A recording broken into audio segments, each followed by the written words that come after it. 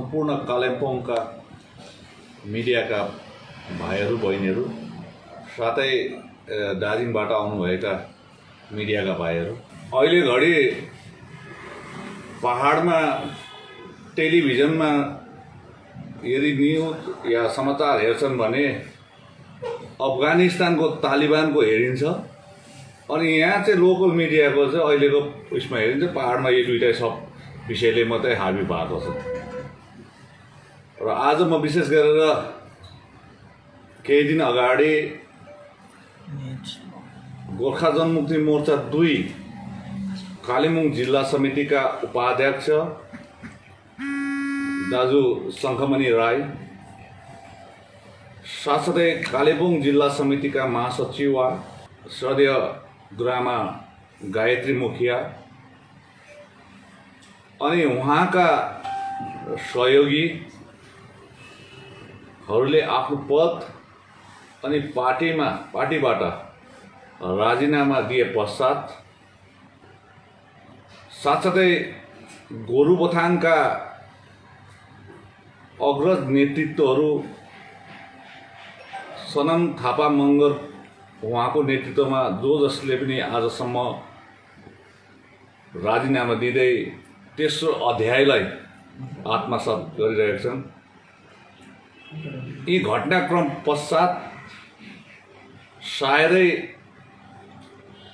आफ्नो सङ्गठन विषय लिएर कालिम्पोङको विषय लिएर केही बुझ्नको निम्ति मेरो यो प्रथम यात्रा हो र आज म यहाँ आएँ।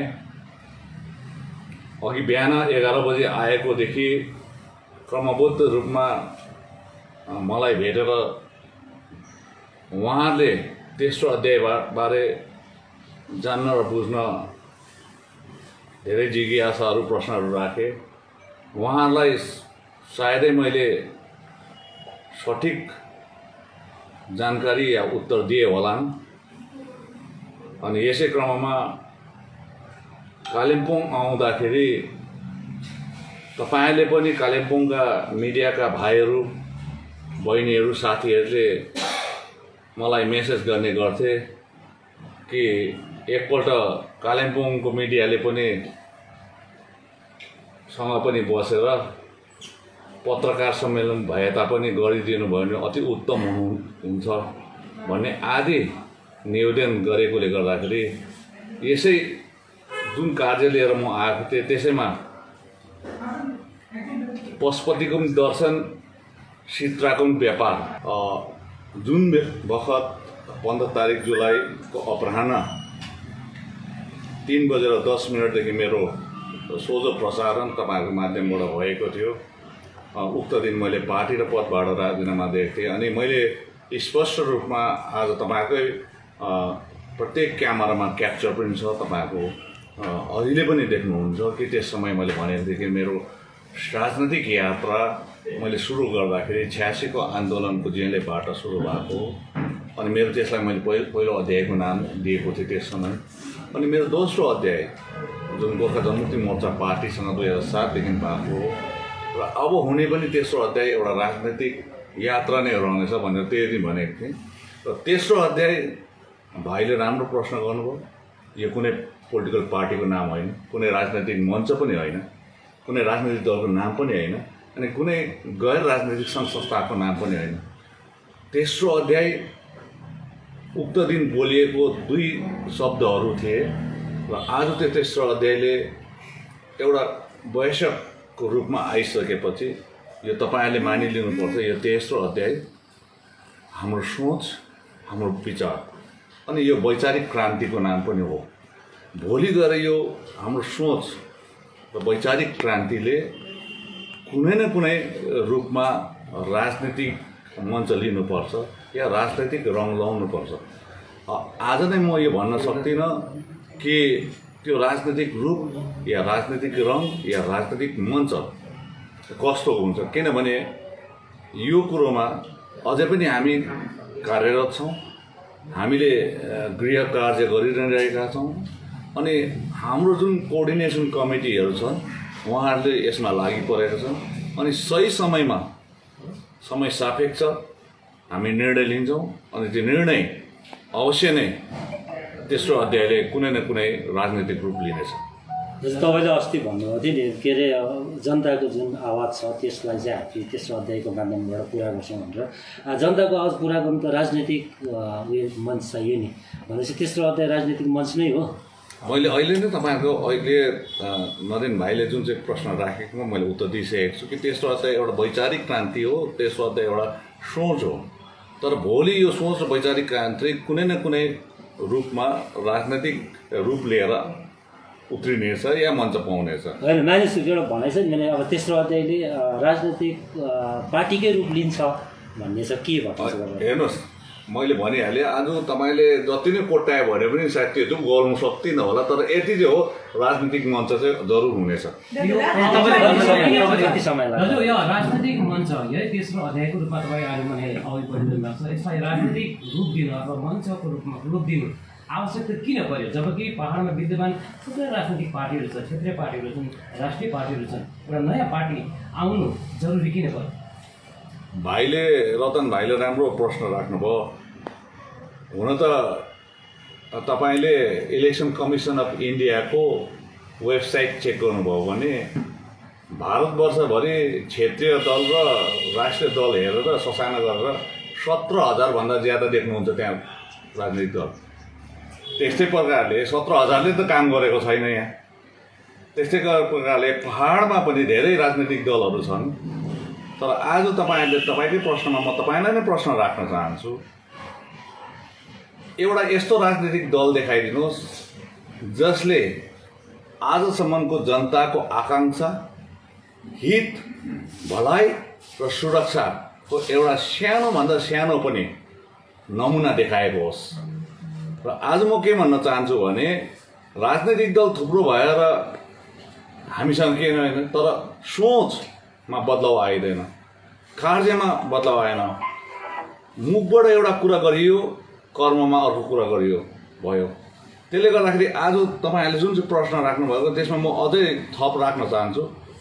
तपाईँ हामी पहाडको सन्तानहरू हौँ। आज मैले पहाडको मात्रै कुरा गर्दाखेरि अलिक उचित नहोला, तथापि तराई डुवर्स र समुद्र भारतवर्षभरि छरेको गोर्खा पनि हेर्नु पऱ्यो। अनि पहाड, तराई र डुवर्सको समुच्च जनता, सम्पूर्ण जनता, आम नागरिक जसमा सबै सम्प्रदायकाहरू छन्।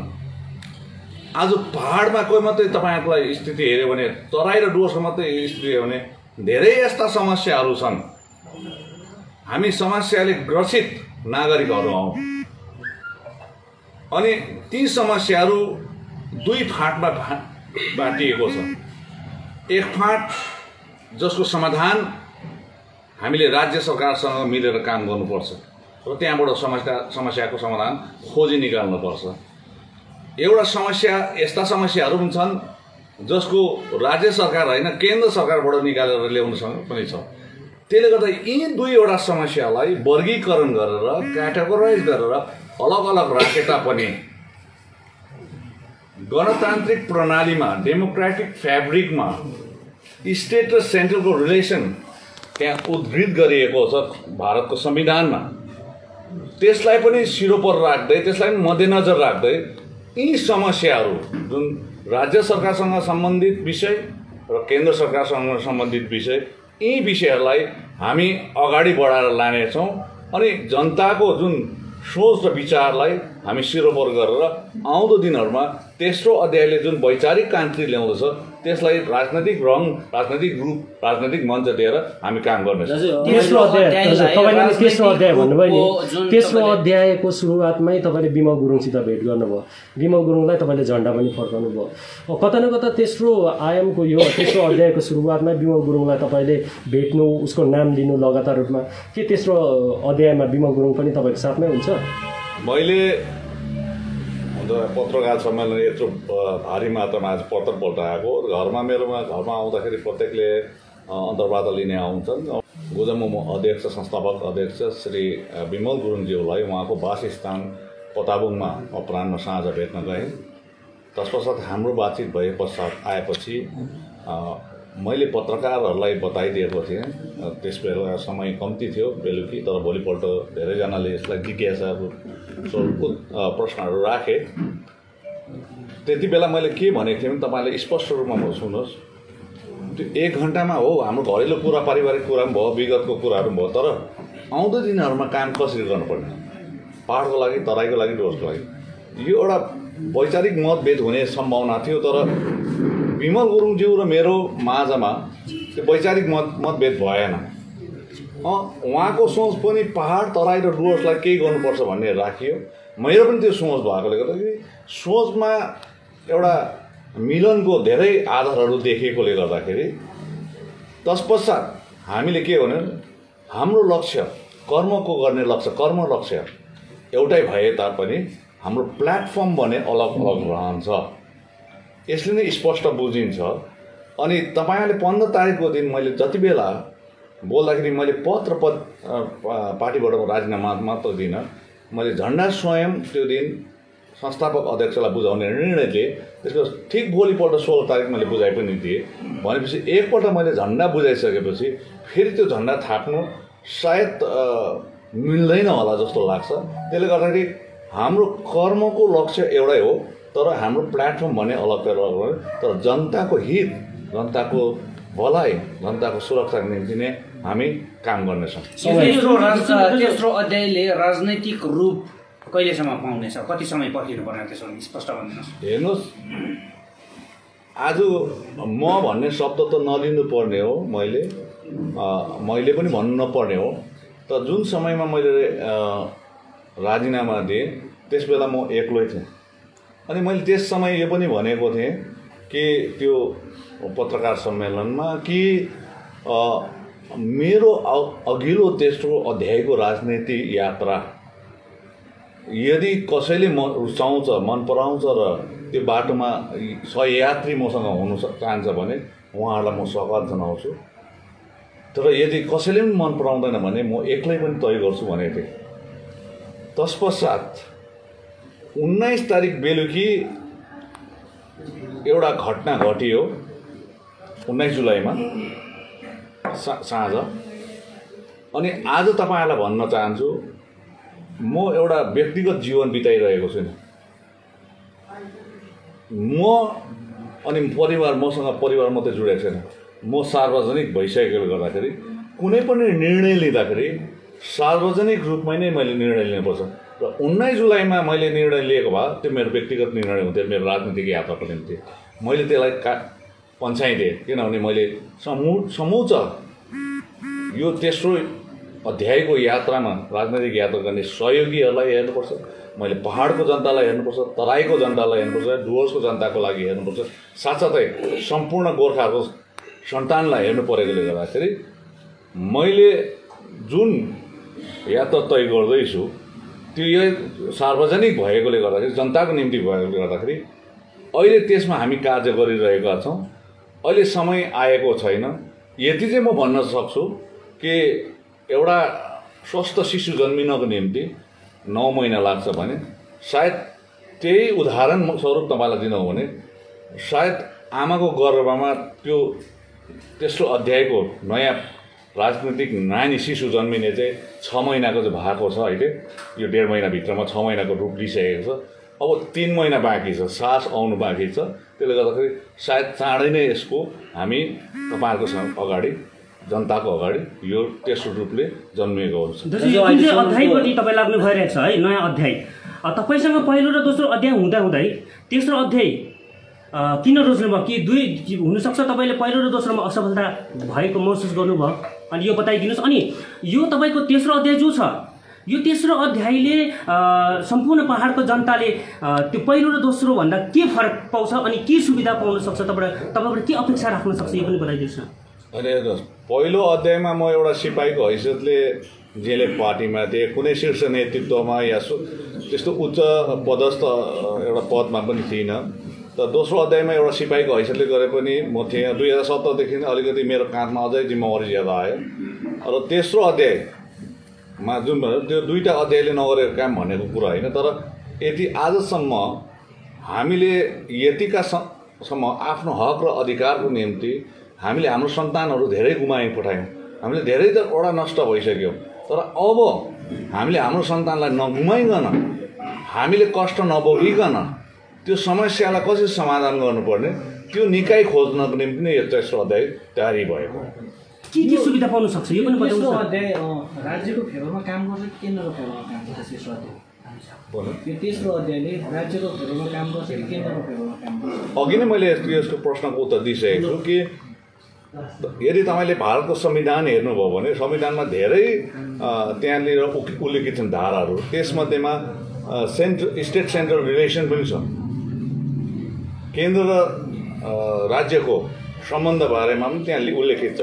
र यो समस्याहरू जो पनि मैले भने राज्य सरकार केन्द्रित समस्याहरू र केन्द्र सरकारसँग केन्द्रित समस्याहरू भएकोले गर्दाखेरि आज कुनै पनि आज तपाईँले सानो उदाहरण दिनुहुन्छ, सायद त्यसमा तपाईँले प्रश्न गर्नुहुन्छ होला। तथापि अहिले त्रिपक्षीय वार्ता भनिँदैछ नि, त्रिपक्षीय वार्तामा त एउटा स्टेक होल्डर त राज्य पनि हो नि त।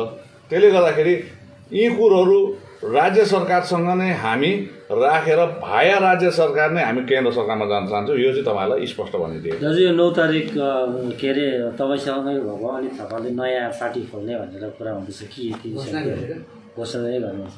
हेर्नुहोस्, यसको निम्ति त नयाँ पार्टी खोल्नु उहाँले इच्छा जाहेर गर्नुभयो। अनि यो धेरै समयदेखिको भित्रभित्र एउटा लहर चल्दै थियो, अन्डर करेन्टै भनिन्छ। म पार्टीमा रहँदा पनि यो कुरोहरू भित्रभित्र कता कता सुनेको, तर मेरो लेभलसम्म त आएन। र पनि उहाँले अस्ति आधिकारिक रूपमा यो कुरो घोषणा गर्नुभयो। आज बिहान पनि मैले बाटोमा आउँदा यो एउटा युट्युबमा पनि देखेँ कि उहाँले 9 तारिक घोषणा। यसको निम्ति नयाँ पार्टी गठनको निम्ति अनित थापा भाइ अनि उहाँको सम्पूर्ण टोलीलाई म हार्दिक शुभेच्छा शुभकामना अनि तेस्रो अध्यायको सम्पूर्ण टोलीको तर्फबाट पनि हामी उहाँलाई शुभेच्छा शुभकामना टक्राउन चाहन्छु। र साथसाथै हामी आशा साँच्छौँ भ्रष्टाचार रहित निस्वार्थ रूपमा 9 तारिक गठित नयाँ पार्टीले पहाडको आम नागरिक, तराई डुवर्सको आम नागरिक लगायत भारतवर्ष छरेर बसेका गोर्खाहरूको निम्ति उहाँले न्याय दिनुमा कुनै कसर छोड्दैन भन्ने आशा साँचेको छु। तर पार्टी खोल्दै दोकान खोल्दै बन्द भएको चाहिँ हेर्न नपाऊँ। पान दोकान खोलिन्छ, फेरि पानको दोकान बन्द पनि हुन्छ, यस्ताहरू पनि देखेका छौँ। यस्तो घटना चाहिँ नहोस्, उहाँलाई शुभेच्छा शुभकामना। धेरैजनाले त्यहाँ नयाँ समीकरण पनि भन्दैछ। आज बिहान मात्रै देख्दाखेरि डक्टरहरू पनि आउँदैछ, खेलाडीहरू पनि आउँदैछ, बुद्धिजीवी पनि आउँदैछ, को पनि आउँदैछ। अब डक्टरहरू प्राइभेट नर्सिङ होममा काम गर्छ भने त हामीलाई भन्नु केही पनि छैन। तर गभर्मेन्ट डक्टरहरूले चाहिँ पोलिटिक्स गर्नु पाउँदैन, त्यो चाहिँ हामीलाई थाहा छ। टिचरहरूले मात्रै पाउँछ है। अब खेलाडीहरू पनि खेलाडीमा खेल्नु त्यो हो भने त ठिकै हो। तर अब फेरि खेलाडीहरू कहीँ न कहीँ फेरि कुनै गभर्मेन्टको व्यवसायमा छ भने त फेरि त्यस पनि रिजाइन गर्नु पऱ्यो है। अब साहित्यकारहरूमा त हामीले भन्नु सक्दैन हामी कस्तो खालको आउँदैछ उहाँहरूको। र त्यसले गर्दाखेरि यदि उच्च विचारको बौद्धिक जमात त्यहाँ छ भने त्यसलाई शुभ सङ्केत नै मान्नुपर्छ। तर अब देखावटीको लागि मात्रै हो भने चाहिँ अब शुभ सङ्केत होइन, उहाँहरूको लागि अशुभ पनि हुनसक्छ। तपाईँमाथि बारम्बार षड्यन्त्र भएको थियो भनेर तपाईँले भन्नुभयो है। पछाडि 16 तारिकको दिन अनि थापाले राजीनामा दिएको कुरा पनि हिजो मात्र सार्वजनिक भयो। के तपाईँले अनि थापाले राजीनामा दिएर नयाँ पार्टी खोल्छ भनेर तपाईँ पार्टीबाट बाहिरिनु भएको हो? यस्तो हेर्नुहोस्, अब षड्यन्त्र जुन हो यो षड्यन्त्र मैले बारम्बार यो भनेर आउँदैछु अनि तपाईँहरूको समक्ष पनि म भन्न चाहन्छु। षड्यन्त्र म माथि जनवरी महिना 2019देखि सुरु भएको जो भित्री रूपमा थियो। पछि यो रूप ठुलो बदलिँदै पनि आए अनि ठुलो परिवर्तन पनि आयो, त्यसले ठुलो रूप पनि लिएर आयो। तर घरको बाउ भएको कारणले गर्दाखेरि मैले यसलाई यथेष्ट मात्रामा दबाउने कोसिस गरेँ, सहने कोसिस पनि गरेँ। तर जब एउटा रूप यस्तो पनि आयो कि जब भित्री शक्तिले मलाई षड्यन्त्र गर्दा पनि बाहिरी शक्ति ज्यादा हाबी हुँदाखेरि यसै त मैले जनवरी 2021मा नै राजीनामा दिने स्थिति आइसकेको थियो। तर सम्मुख एउटा विधानसभाको चुनाव भएकोले गर्दाखेरि यो चुनावसम्म चाहिँ मैले टाढेर लानुपर्छ भनेर यो पर्खेँ। अनि तपाईँहरूलाई म स्मरण दिलाउन चाहन्छु, स्मरण मेरो प्रत्येक आजको पनि तपाईँहरूले जुन पत्रकार भेला भइरहेको छ 1 घन्टाको बोलीमा सायद 10-15 मिनटको बोली अवश्य नै सङ्केतात्मक पनि हुनसक्छ, त्यो त्यसलाई विश्लेषण संश्लेषण गर्नुपर्छ। 21 तारिक मार्च 2021 को दिन जब मङ्पुको खेल मैदानबाट 3 जना प्रार्थीहरूको नाम मैले जब घोषणा गरेँ 11 मिनटको मेरो वक्तव्य थियो त्यसमा तपाईँहरूले के गर्यो, बङ्गला गीतमा नाच्छ कि नेपाली गीतमा नाच्छ कि हिन्दी गीतमा नाच्छ, त्यसमा ज्यादा तपाईँहरूले आफ्नो प्रचार र प्रसार गर्नु पऱ्यो। तर एउटा लाइन यस्तो पनि थियो त्यहाँ, त्यसलाई कसैले बुझिदिएन। अनि म तपाईँहरू पनि कतिजना थियो मेरो अन्तर्वार्ता लिनुको लागि त्यति बेला उड्नु भएको थियो, तपाईँहरू पनि बस्नु भएको थियो स्टेजमा। त्यससम्म म घटना भन्छु। अब के भने त्यति बेला मैले एउटा भनेको थिएँ, आज म जुन अवस्थामा छु, स्पिचमा मेरो वक्तव्य थियो, मेरो वक्तव्यमा त्यो अवस्था चाहिँ महाभारतमा कुरुक्षेत्रको मैदानमा भीष्म पितामा सरह छु। न मेरो जीवन छ न मेरो मृत्यु नै छ, म काँडै काँडामा सुतिरहेको छु भनेको थिएँ। यसले नै पर्याप्त मात्रामा षड्यन्त्रको मैले तपाईँहरूलाई एउटा सङ्केत दिइसकेको थिएँ। सबै त्यहाँ गाडीमा चढेर गयो, तर म स्टेजबाट उनीहरूलाई मैले अन्तिम बिदाई गरिदिएको थिएँ। हेरि नै रहे, सबै लिडरहरू पनि गाडीमा चढिसकेको, डाँडा काटिन्जेलसम्म पनि मैले पत्रकार भाइहरूलाई मैले उत्तर दिन मेरो यति चाहिँ भनेको थिएँ, मेरो जोखाना हेर्दाखेरि सबैलाई बिदा आँखाले देखिन्जेलसम्म हेर्नुपर्छ भनेर। त्यो वास्तवमा गलत हो, जोखाना हेरेको थिइनँ। तर मैले भित्र यो मेरोबाट अन्तिम हो भनेर चाहिँ मैले बिदाई दिएको हो। त्यसले गर्दा यो सुन्नुहोस्, षड्यन्त्र आज के कस्तो छ म त्यो भन्न चाहदिनँ, उजागर गर्न चाहदिनँ। समय आफै बोल्छ जनतालाई, मैले बोल्नु हुँदैन थियो। आज मैले भन्दाखेरि कसैलाई आरोप लगाएको छ हुन्छ, हिलो छेपाछेप गरेको जस्तो देखिन्छ राजनीतिमा। समय आउँछ, जस्तो हिजो एउटा पत्र उजागर भयो, त्यो पनि समयले निकालिदिएको हो। मैले भनेको थिइनँ, त्यो मैले पत्रलाई मैले सेयर पनि गर्ने, सर्कुलेट पनि गर्ने, तर त्यो भयो, त्यो घटना थियो। रतन भाइलाई म भन्न चाहन्छु, मैले कहिले पनि अहिलेसम्म अनित भाइले जस्तो नयाँ पार्टी खोज्छु भनेर भनेको छुइनँ। तपाईँले यो गलत राख्नुहुँदैछ। मैले कुनै पनि रूपमा आउँछ मेरो राजनीतिक मञ्च भनेको छु, नयाँ पार्टी भनेर मैले किटान गरेर नयाँ पार्टी गठन गर्दैछु यति तारिक भनेर भनेको छुइनँ। एउटा राजनीतिक मञ्च हेर्नुहोस्, राजनीतिक मञ्च भन्दाखेरि नयाँ पार्टी हुनुपर्छ भन्ने पनि छैन भाइ। त्यसले गर्दाखेरि कुनै पनि रूपमा आउनसक्छ। त्यो अर्को कुरो, मैले सिम्प्याथी बटुलेको होइन। हेर्नुहोस्, म भन्दैछु सिम्प्याथी बटुल्ने भए भाइ 2019 को जनवरीदेखि माघे सङ्क्रान्तिको दिनदेखि 2019 को माघे सङ्क्रान्ति दिनदेखि बिजनबारीबाट उत्पन्न भएको षड्यन्त्र पहिलो झिल्कादेखि 2021 को 14 तारिक जुलाई 14 तारिकको अन्तिमसम्मको म भन्ने थिएँ। म त्यसको भन्यो भने मैले अस्ति पनि भने एकता कपुरको सिरियल जस्तो हुन्छ त्यो। सुन्नुहोस् सिम्प्याथी, आज म तपाईँलाई भन्छु, तपाईँको माध्यमबाट म सिम्प्याथी खोज्नु पनि आएको होइन। यति हो मेरो राजनीतिक।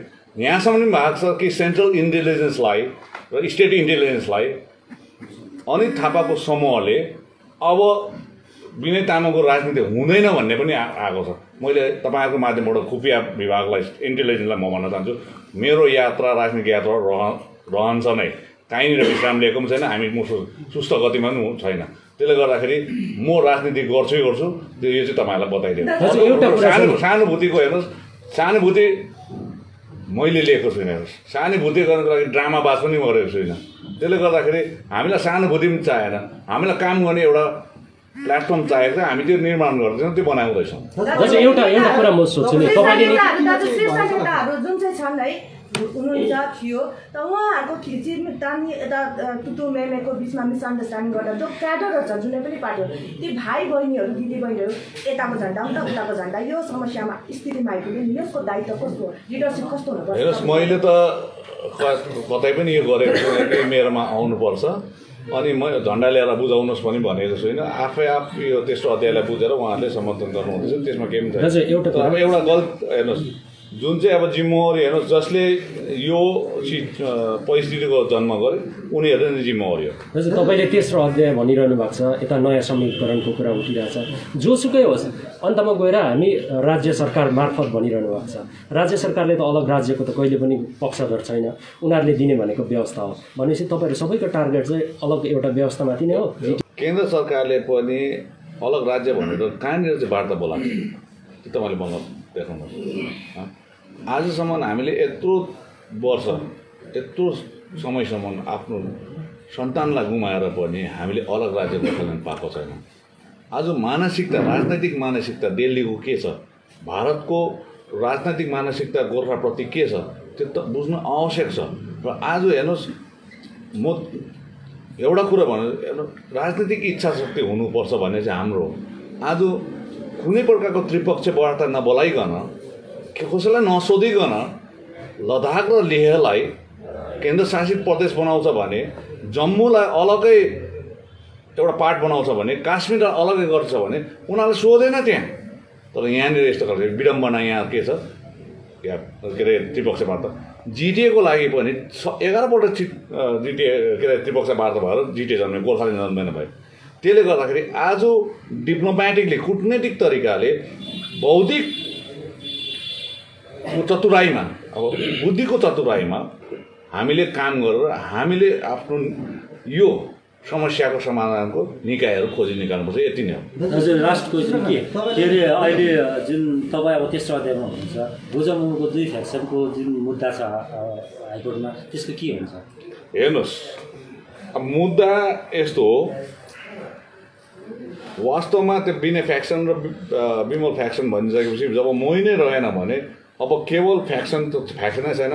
विमल गुरुङज्यूको गोर्खा जनमुक्ति मोर्चामा पार्टीमा छ जसको नेतृत्वमा नै 2007मा यो पार्टी खोलिएको हो। त्यसले गर्दाखेरि अब हिजोको पत्रले पनि धेरैवटा कुरो बुझाउँछ, त्यो तपाईँहरू पत्रकार भएर एउटा सिनियर पत्रकारले बुझ्नुपर्छ यो कुरो। र त्यसले गर्दाखेरि अब पहाडमा केवल गोर्खा जनमुक्ति मोर्चा एउटा सिङ्गो पार्टी छ, त्यो हो विमल गुरुङज्यूको नेतृत्वको गोर्खा जनमुक्ति मोर्चा पार्टी। त्यो केस के विथड्र गर्नुहुन्छ दाजु तपाईँको जुन तपाईँ अहिले त भर्सेस छ नि त विमल गुरुङ र तपाईँको केस त चलिरहेको छ, क्लियर त भएको छैन, तपाईँ विथड्र गर्नुहुन्छ त्यो फ्याक्सनको केस हुन्छ? हामीले त मैले त 17 तारिक पठाइसकेँ हाइकोर्टमा, इसिआईलाई पनि पठाइसक्यो। अब जति नै जति नै नयाँ खुल्ने पनि 1-2 पार्टी भागै पार्टी 1-2 भए पनि अनि तेस्रो अध्याय जे नै भए पनि कहीँ न कहीँ गएर चाहिएको सप्लाई सत्तै हो। तपाईँ पनि जिटिएको सत्ताकै पछाडि हुनुहुन्छ कि के हो? हेर्नुहोस् म सत्ता भोगी हुँदो हो तर 18 महिना मात्रै गरेर अनितलाई राजगद्दी दिने थिइनँ। तपाईँलाई पुराणको एउटा कथा सुनाउँछु। कथा त सुनाउँदिनँ म त, पुराणमा त्यो पण्डित त होइन। एक समय मैले काहीँ पुराणमा सुनेको थिएँ आधा घन्टा बस्दाखेरि, त्यसमा भगवान् इन्द्रको उल्लेखित गरिएको थियो। अनि पण्डितले भन्दै थिए अनि मैले पनि अलिकति सुनिदिएँ। भगवान् इन्द्रले पनि उहाँको सिंहासन अर्कोलाई दिएका थिए, उहाँलाई याद थियो त्यो सिंहासन दिनु हुँदैन भनेर, र पनि भगवान् हो दिइपठाए। तर पछिबाट फेरि जसलाई एकछिनको निम्ति बसाइएको थियो भगवान् इन्द्रलाई नै इन्द्र सिंहासनमा बस्नु उहाँलाई नै विपरीत काम गरिदिँदाखेरि उहाँको एउटा भगवान्को शक्तिले गर्दाखेरि फेरि त्यसलाई आफ्नो सिंहासन आफूलाई लिए। अनि भगवान् इन्द्रले तत्पश्चात भनेको थिए कसैले पनि आफ्नो सिंहासन लिन्छ भने आफ्नै खुनलाई पनि त्यो सिंहासन नदिनु भनेर चाहिँ पुराणमै लेखिएको छ। मैले त्यो प्रवचन सुन्दा सुन्दै पनि लालकोटीको सिंहासन चाहिँ मैले आफ्नो खुन त होइन पराई खुनलाई पनि आफ्नो भाइ सम्झेर दिएको थिएँ, तर त्यसको गलत दुरुपयोग म माथि नै भयो। त्यसले गर्दाखेरि चाहिँ म राजसत्ताको भोगी होइन, यदि भोगी हुँदो हो फेरि म लड्थेँ। मैले यहाँसम्म पनि घोषणा गरेको थिएँ म अब चुनावको राजनीतिमा जाँदिनँ भनेर पनि यतिका हुँदा पनि मैदान खुला हुँदा पनि षड्यन्त्रको सीमा मनागेर जाँदाखेरि आज मैले यो निर्णय लिनु परेको। त्यो मतलब जुन तपाईँ घोषणा गर्नुभएको थियो त्यो अब त्यो रहेन अब कि त्यो घोषणामा हुनुहुन्छ अझै तपाईँ? अब हेर्नुहोस्, समयले के माग गर्छ अनि जनताको सेवा गर्नको निम्ति मैले कहाँनिर जानुपर्ने त्यो समय आएपछि समयले निर्णय लिएको कुरोलाई स्वीकार गर्नु अस्वीकार गर्नु त्यो पछिकोबाट कुरा हो। तर यति जो सेवा गर्दाखेरि यदि यी वस्तुहरू पनि चाहिन्छ भने त्यसलाई म प्रयोग गर्नुको निम्ति तयार छु। हरेकपल्टको व्यवस्थामा तराई र डुवर्स पछाडिने गर्छ, तराई र डुवर्सलाई छोडिने गरिन्छ है। आन्दोलनको बेलामा तराई र डुवर्स समेटिए पनि हरेकपल्टको व्यवस्था होस् के होस् तराई र डुवर्स छोडिन्छ। यसपल्टको तेस्रो अध्यायले राजनीतिको रूप धारण गरेपछि तराई र डुवर्सलाई कसरी हेरेको छ? होइन, जुन चाहे नेपाली भाषाको आन्दोलन होस्, चाहे 86 को अलग राज्य गोर्खाल्यान्डको आन्दोलन होस् या 2007 को गोर्खाल्यान्डको आन्दोलन होस्, तराई र डुवर्सलाई एउटा हतियारको रूपमा मात्रै लिइरहेको छ। जति बेला 86 को आन्दोलनमा पनि जब सम्झौता भयो, दार्जिलिङ गोर्खा हिल काउन्सिल भयो, त्यति बेला पनि सिलगढी र तराई डुवर्स छुट्टिएर गयो। 2007 मा पनि जब आन्दोलन भयो, उहाँहरू आन्दोलनमा होमिए, यहाँसम्म कि शहीद पनि भएको छ। त्यस समय 86 मा पनि शहीद भयो अनि 2007 को आन्दोलनमा पनि शहीद भयो। तर त्यसमा पनि उहाँहरूलाई छुटेर गयो, अन्याय भएको छ। मैले अस्ति चाल्सामा गएर पनि यो भने अन्याय भएको छ भनेर, अनि मैले बिरपाडामा गएर पनि भने अन्याय भएको छ। अब न्याय दिलाउनुको निम्ति हामीले एउटा मार्ग बनाउनुपर्छ, सुयोग मार्ग बनाउनुपर्छ। त्यसमा तपाईँहरू पनि सम्मिलित हुनुहोस्, तर विचार चाहिँ अलिकति फराकिलो हुनुपर्छ भन्ने हेतुले उहाँलाई आह्वान गरेको। अहिले दिनैपछि उहाँहरू अघि पनि म बस्दाखेरि डुवर्सबाट फेरि मलाई बुलावट भएको छ, 4-5वटा जग्गामा छ। हामी यहाँ जाँदैछौँ र हामी एउटा प्लेटफर्म बनाएर अबको जुन चाहिँ पनि व्यवस्था होस् या जुन पनि हामी समस्याको समाधान गर्छौँ तराई र डुवर्सलाई लिएर नै गर्छौँ भन्ने चाहिँ तपाईँहरूलाई आजको प्रेस वार्तामा किटान गरेर भन्न सक्छौँ। पहाडको जति पनि राजनीतिक पार्टीहरू छ है, यो हामीले हेर्छौँ, माने अहिलेसम्मको एक्सपिरियन्समा हामी हेरिरहेको छौँ है। तपाईँले अघि भन्नुभयो हामी चिन्तन मनन गर्दैछौँ भन्ने कुरा भन्नुभयो। यो चिन्तन मनन गर्ने क्रममा जुन देखिएको छ पहाडको जति पनि क्षेत्रीय राजनैतिक पार्टीहरूको नियति यो भनेको छ कि उसले आफ्नो निम्ति अथवा आफ्नो भूमिको निम्ति माटोको निम्ति नभएर अरू कसैको निम्ति या त म सिधा भनेर भन्दाखेरि जो केन्द्रमा सत्ता सम्हालिरहेका छन् कुनै राजनैतिक दल त्यसको निम्ति राजनीति गरिदिनु पर्ने, या त राज्यमा जो सत्ता चलाइरहेका छन् दल राजनीतिक दल त्यसको निम्ति राजनीति गरिदिनु पर्ने यो नियति भनेको छ। यस्तो एउटा नियति कालमा है, यो कालखण्डमा तपाईँ फेरि त्यही झुन्डमा, त्यही राजनीतिक पार्टीको झुन्डमा एउटा सदस्य थप्नु तपाईँ जानु हुँदैछ। तपाईँलाई लाग्दैन कि यो आजको तारिकमा राजनीतिक पार्टीको रूपमा कसैको निम्ति नै राजनीति गरिदिनु पर्ने यो हाम्रो नियति बनेको, हाम्रो यो एउटा बाध्यता बनेको जस्तो तपाईँलाई लाग्दैन?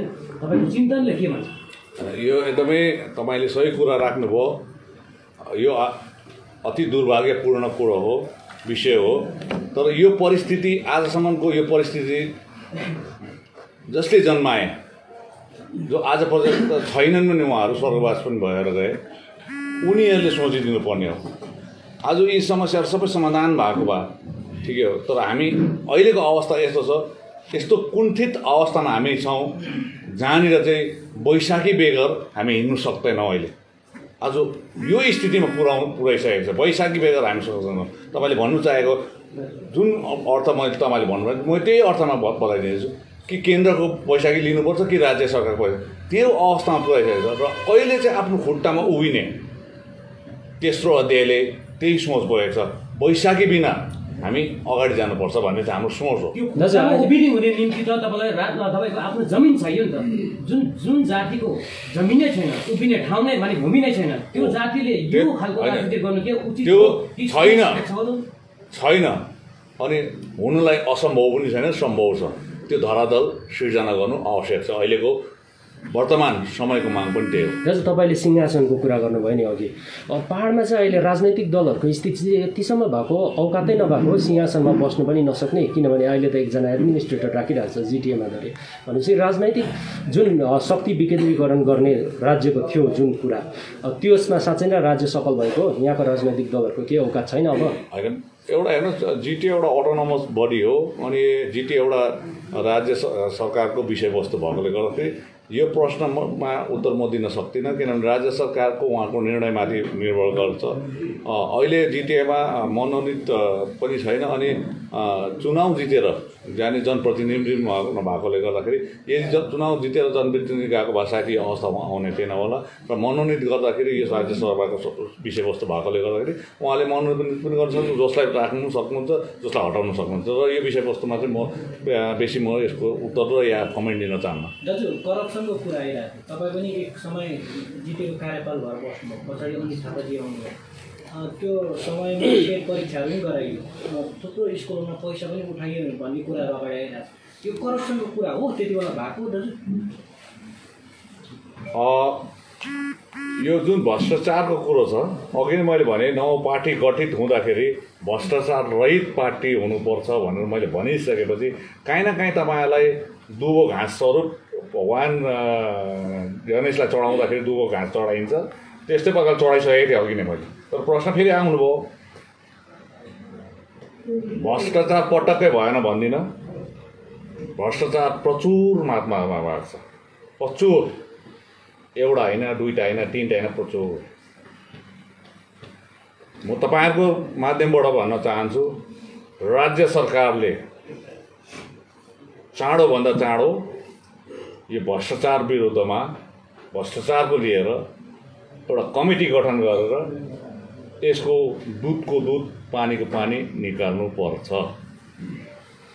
अनि 18 महिना म चेयरम्यान भएर बस्दाखेरि त्यो कार्यकालमा पनि यदि भ्रष्टाचार भएको छ भने त्यो पनि खोजी निकाल्नुपर्छ। तत्पश्चात अनित थापा भाइ बसेको कार्यकालमा पनि निकाल्नुपर्छ, त्योभन्दा अगाडिको पनि निकाल्नुपर्छ। त्यो त भयो जितेको मात्रै, त्यो चाहिँ भयो जितेको मात्रै। यहाँनिर केन्द्र सरकारको कतिवटा परियोजनाहरू चलिरहेको छ, केन्द्र सरकारको परियोजनाबाट पनि भारी मात्रामा पैसा उठाएको प्रशस्त मात्रामा आरोपहरू आइरहेको छ, त्यसमा पनि जाँच भएको हुनुपर्छ। हाइवेमा त्यसै रिभल्भर पड्केन, टिस्टामा त्यसै रिभल्भर पड्केन, मल्लीमा त्यसै रिभल्भर पड्केन, त्यो रेलवेलाई पड्काएको हो। अनि भन्न ठानेको हामी पनि बिहारमा जस्तै पड्काउन सक्छौँ यदि हामीले भनेको मुँमा केही रकम पाएन भने। अनि प्राइभेट सेक्टरको पनि कतिवटा यहाँ प्रोजेक्टहरू छ, यी कुराहरूमा पनि धेरैवटा भ्रष्टाचारै भन्छ त्यसलाई, त्यो पनि भएको छ, त्यो पनि जाँच हुनुपर्छ। अनि मेरो कार्यकालमा 1587 जनालाई प्राथमिक पाठशाला अनि सेकेन्डरी स्कुलमा उहाँले शिक्षक शिक्षिका नियुक्ति भयो। यदि म चेयरम्यानको हैसियतले 1587 जनाकोबाट कसैकोबाट पनि मैले 1 रुपियाँ पनि लिएको छ भने ती शिक्षक शिक्षिकाले न्यायालयमा गएर भ्रष्टाचारको आरोपमा मलाई मुद्दा दायर गर्नु सक्छ। तर अहिले नियुक्ति नै नपाइकन लिस्टमा मात्रै चढाउनुको लागि पनि धेरैजना हाम्रो युवा भाइ बहिनीहरू जो शिक्षक शिक्षिका बन्न चाहन्छन् उहाँहरूकोबाट एडभान्स पैसा लिएको पनि आरोप सुनिरहेको छौँ।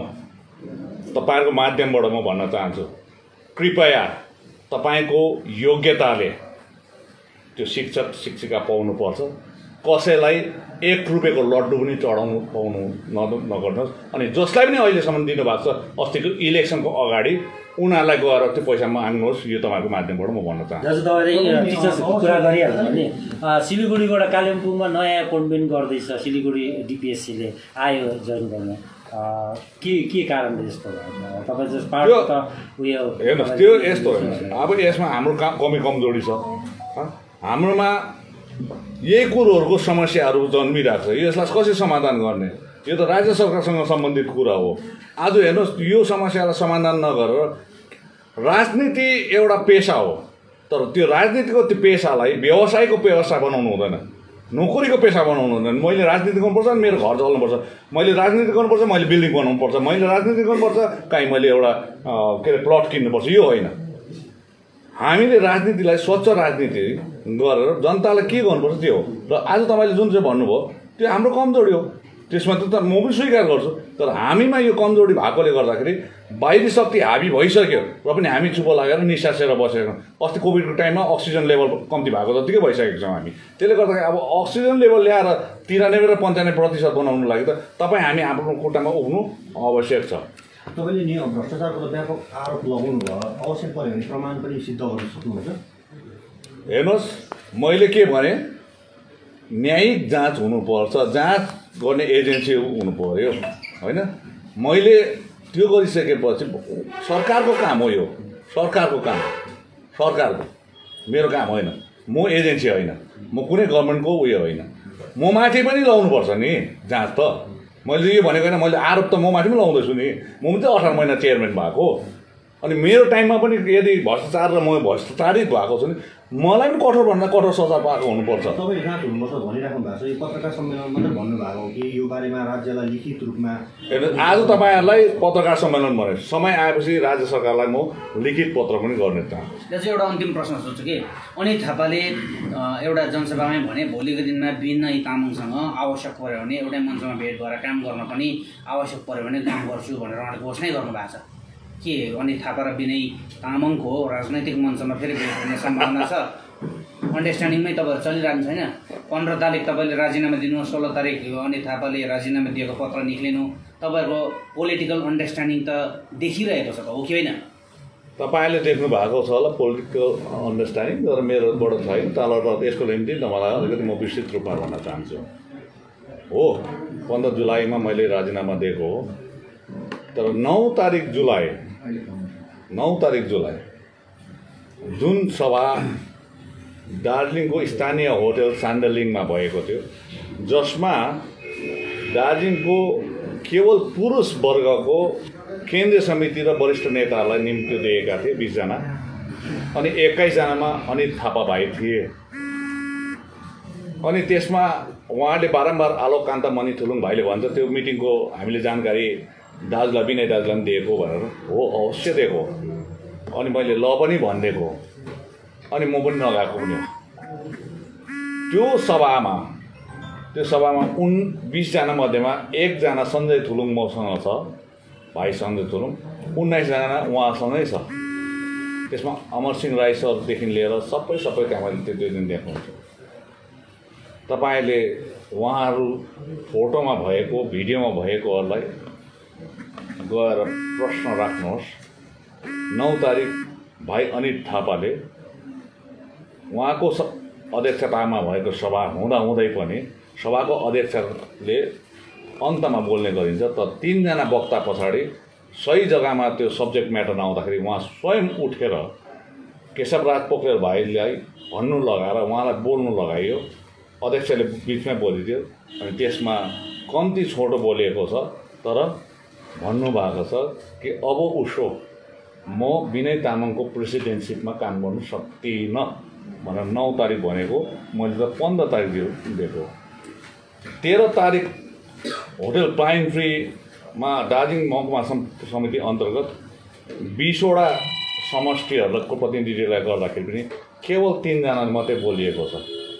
हेर्नुहोस्, त्यसमा यी कुराहरू राखिएको छ। पार्टीमा कुनै निर्णयले गर्दा जे जति पनि नराम्रो भयो त्यो सम्पूर्णको दोष म माथि लगाइयो। यहाँसम्म कि एमएलए को क्यान्डिडेट दिनुमा गल्ती भयो भनेर पनि अहिले कतिवटा कुरा गर्दाखेरि म माथि लाउँदैछ। भाइको प्रश्नमा म उत्तर दिँदैछु एकदमै। आज पत्रकार सम्मेलनको अगाडि म भन्न चाहन्छु, मेरो क्यान्डिडेट 2021 को लागि विधानसभाको लागि कालिम्पोङबाट हो भने हाम्रो एसयुएमआईको रिटायर्ड हेडमास्टर नवरत्न प्रधानज्यू हुनुहुन्थ्यो। मैले उहाँको घरमा गएर पनि भेटेको, अनि उहाँको गुरुआमालाई पनि मैले अनुमति मागेको। धेरै महिना अगाडि। अनि दार्जिलिङमा हो भने मैले जब उहाँलाई एमपीको टिकट दियो तस पश्चात आधा मात्रै उहाँले कार्यकाल गर्नु पायो विधायकको रूपमा अमरसिंह राई सर। मैले अमरसिंह राई सरलाई चुनेको। खरसाङमा हो भने थर्ड टर्म पनि पुरा गरिदियोस् भनेर डाक्टर रोहित शर्मालाई चुनेको। तर यो कन्स्पिरेसीको खेलाभित्र यिनै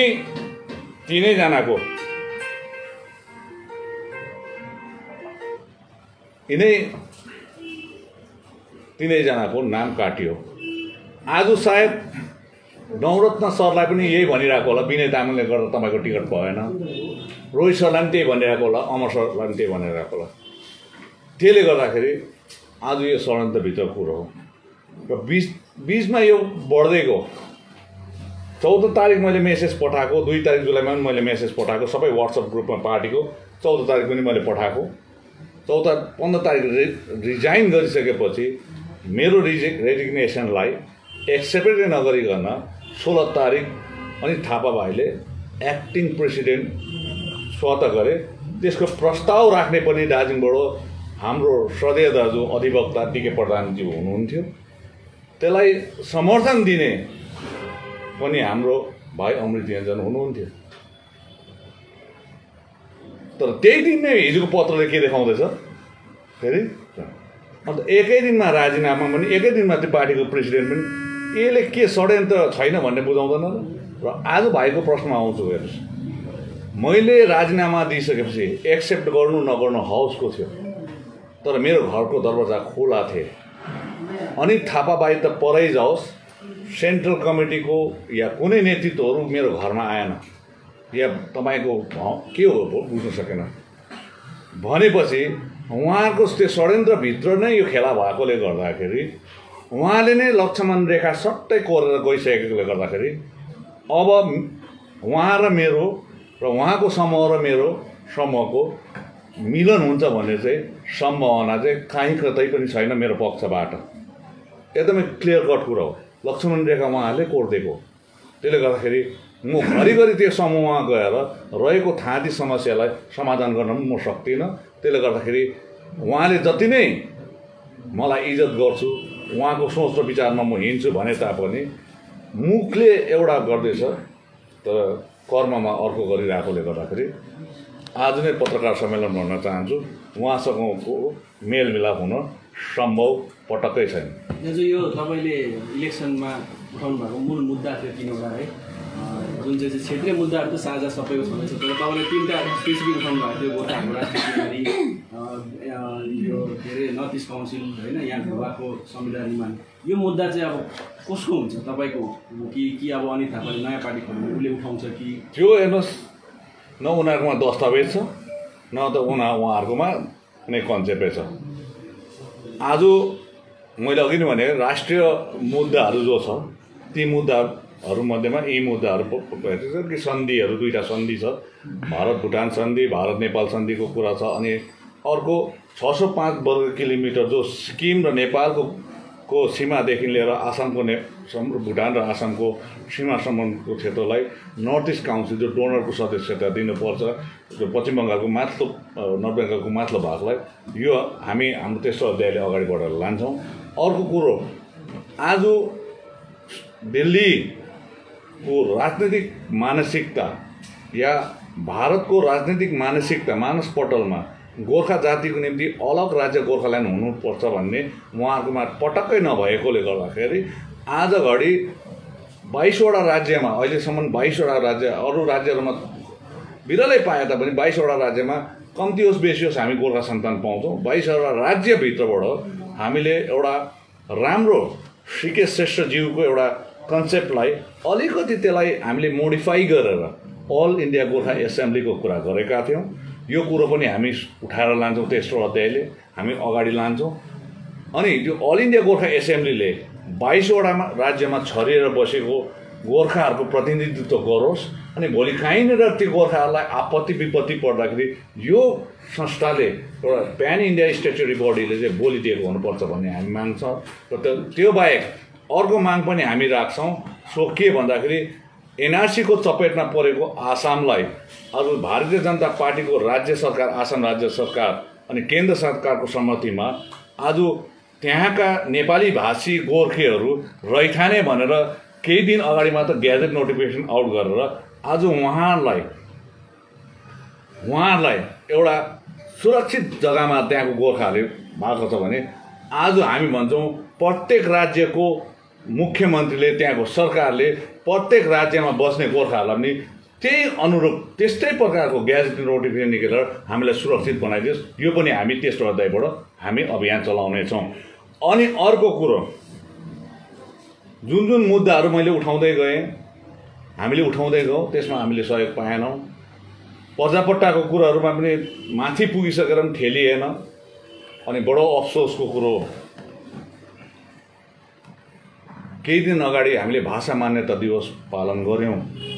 हाम्रो भाषाले भारतको 8औं अनुसूचीमा स्थान पायो, तर आजसम्म हामी व्याकुल भएर तडपिरहेका छौँ कि हाम्रै मातृभाषामा हामीले न त कुनै प्रकारको परीक्षा नै बस्न सक्छौँ, न त हाम्रो नानीहरूले कुनै परीक्षामा बसेर ठुलो ओहदामा जान सक्छन्। हामीले भाषा मान्यता दिवसमा भाषाको प्रयोग न त राज्य सरकारहरूले गरिरहेको छ, न त केन्द्र सरकारले गरिरहेको छ। कहीँ कतै मेरो समयकालमा आएको दार्जिलिङ हिल युनिभर्सिटी पनि हामीले भाषाले मान्यता पाएको जस्तै हुँदैन अवस्था। अनि त्यस समय दार्जिलिङ हिल युनिभर्सिटी मङ्पूको जोगीघाटमा एउटा स्थान पाइसकेपछि, जमिनको सबै केरकार गरिसकेपछि 5 मेम्बर्स कमिटी बनिएको थियो भाइस चान्सलर र चान्सलर बनाउनको निम्ति। त्यो कमिटीले पनि त्यस्ताका शिक्षा मन्त्रीलाई बुझाइसकेका थिए प्यानल लिस्टहरू। अनि त्यसमा भाइस चान्सलर रेजिस्ट्रारहरू दिनुपर्ने। आज पर्यन्त भाइस चान्सलर र रेजिस्ट्रार भएको छैन। यो पनि तेस्रो अध्यायले उठाउँछौँ। साथसाथै अफसोसको कुरो, भाइस चान्सलर र रेजिस्ट्रारपट्टि चाहिँ ध्यान गएन। तर अस्ति मात्र पिडब्ल्युडी डिपार्टमेन्टले चुनाव हुनुभन्दा अगाडि 33 करोडको एउटा कामको टेन्डर भयो कलकत्ताबाट। त्यसको चाहिँ कमिसन उठायो भनेर चाहिँ मैले सुनेको छु। त्यसले गर्दाखेरि कमिसन उठाउनेपट्टि चाहिँ होइन, हामी हिल युनिभर्सिटी स्थापित गर्नेपट्टि जाउँ। यो चाहिँ तपाईँको माध्यमबाट म भन्न चाहन्छु।